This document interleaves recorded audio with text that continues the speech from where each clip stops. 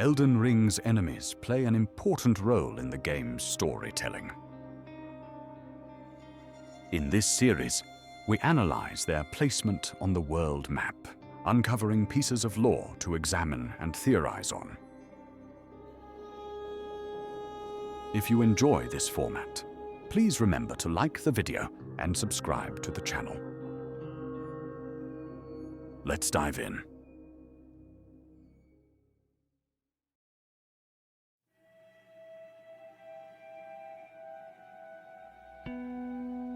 Bloodhound Knights are silent humanoids, known for their expert tracking abilities. Each of them chooses their own master and supposedly remain loyal to them for life. With that in mind, we can attempt to determine their allegiances based on their locations. The first one we encounter is Darriwil, locked in the forlorn Hound Everjail in southern Limgrave.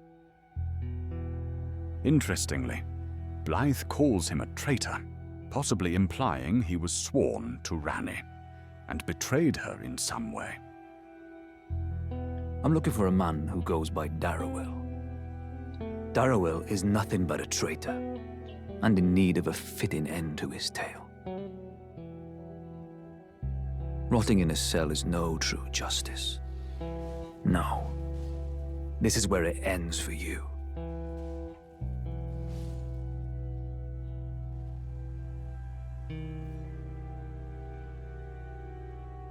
Another dwells in the secret passage of the Volcano Manor, which connects the entrance hall to the Man-Serpent area. This one is likely loyal to Rykard, who kept him here to guard these hidden corridors against intruders.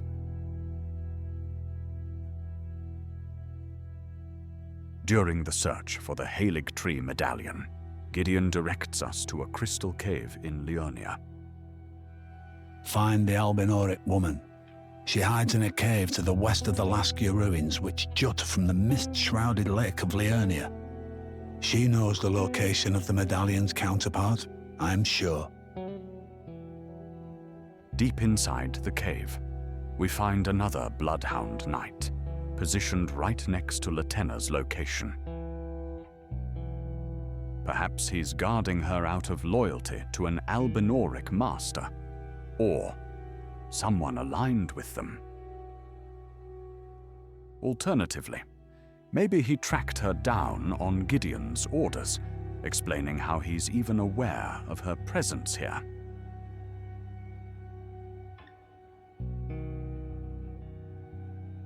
Next, one of them is located in Gelmir's hero's grave, not far from the Volcano Manor. We find him kneeling in front of a noble's corpse, which drops the Gelmir Knight set. Perhaps he was among those of Rykard's men who rebelled against him, following his consumption by the god-devouring serpent. He could also be connected to Flo, the rabid stray, whose spirit lies in the same crypt.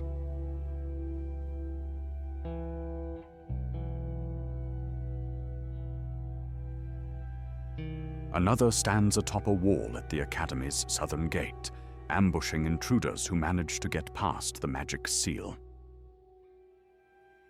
Perhaps he was assigned there by Renala back when she was in charge, or maybe he's acting on a scholar's behalf.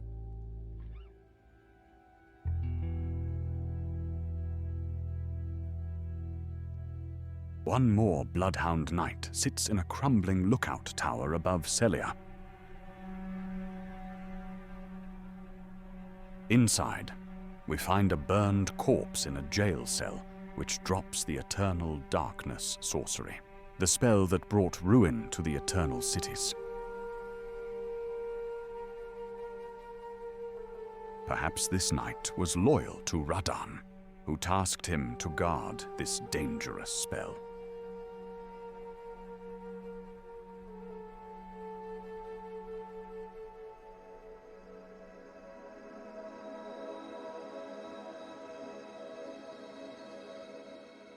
Guardians are masked humanoids with budding branches growing from their backs. In accordance with an ancient pact, their deaths led not to destruction, but instead to eternal life as guardians of the Erdtree and its progeny. They're commonly found near minor Erdtrees, such as those of Weeping Peninsula and southwest Liurnia. They're also present near those infected by scarlet rot, like in Caelid and the consecrated snowfield. Much like tree avatars, they're evidently able to adapt to scarlet rot, though it causes their roots to wither. A third variant, called Full Bloom Guardians, reside in the royal capital and the outskirts church. The flowers on their backs are said to mark the senescence of their ancient pact, perhaps hinting that they are the oldest of their order. Their ancient oath was probably sworn here in the capital, where they've remained to defend the Erdtree Sanctuary.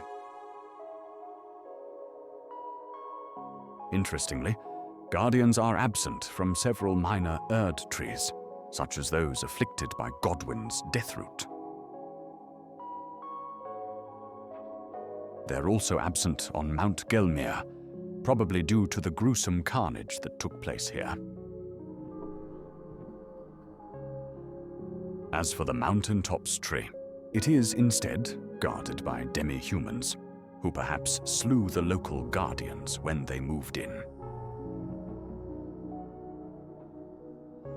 Their absence from the Mistwood is the hardest to explain, possibly having something to do with the surrounding vegetation.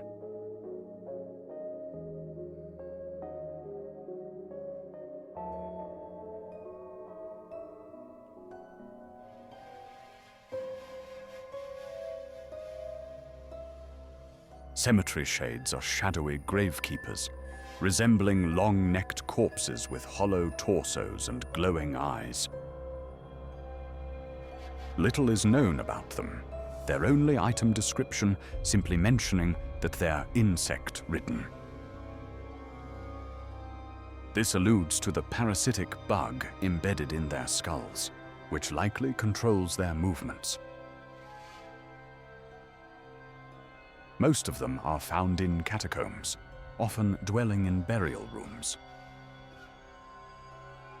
Maybe these individuals were granted the right of tree burial, but their bodies were hijacked before they could return to the Erdtree. The one in the Black Knife catacombs is allied with animated skeletons, possibly suggesting a connection with those who live in death. Surprisingly, one of them spawns in the Land of Shadow, standing near the shoreline on the west side of the Cerulean coast. He looks out toward the sea, or perhaps the nearby mausoleum. The bug parasite might be attracted to human remains, explaining why it's trying to get there.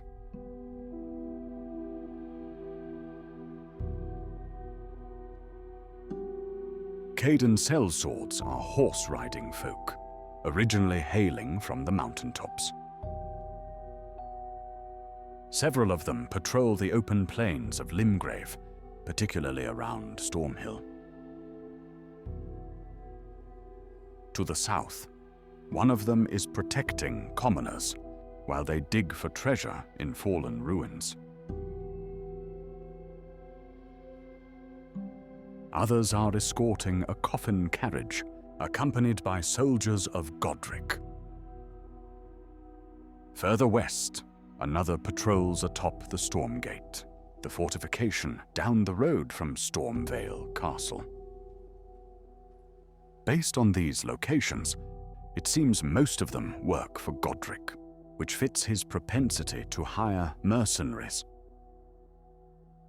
Curiously, though, one of them sits at a campsite north of the western beach, a fair distance away from other soldiers. Maybe this one deserted, refusing to work for the grafted demigod. On that note, their internal name is Walking Warrior, possibly hinting at a connection with Godfrey. Maybe they followed him south after the war against the giants, and eventually settled in Limgrave in the wake of his conquests.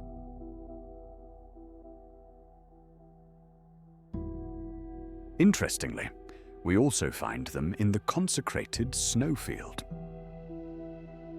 This one is leaning against the frozen riverbank, accompanied by a few wandering nobles. He was probably hired to protect them, though his employer's identity is a mystery.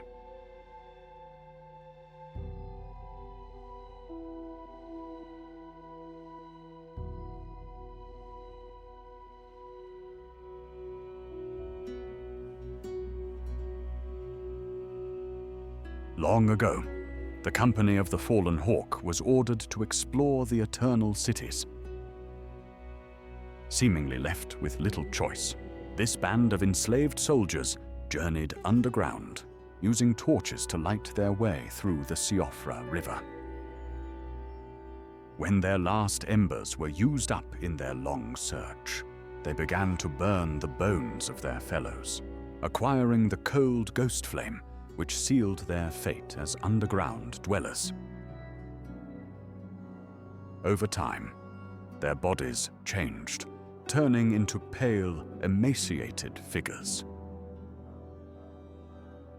Many of them now dwell on the upper level of Nokron, occupying the plaza leading up to the aqueduct. During the Tarnished's journey, this area can only be accessed via the crater in Limgrave, triggered by the meteor impact after Radahn's defeat. Maybe the Fallen Hawk expedition came in through another entrance, lost to time. Still, it would make sense for them to originate from Limgrave too, judging from their backstory and the hawk on their coat of arms.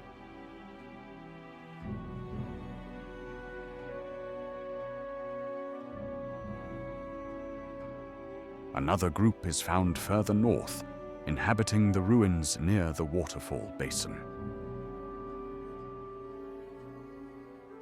Perhaps they were separated from the others when the aqueduct partially collapsed, leaving them stranded in these ancient halls.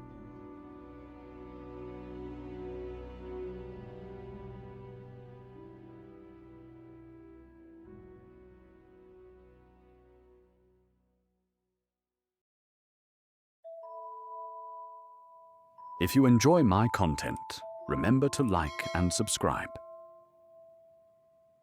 Thank you for watching.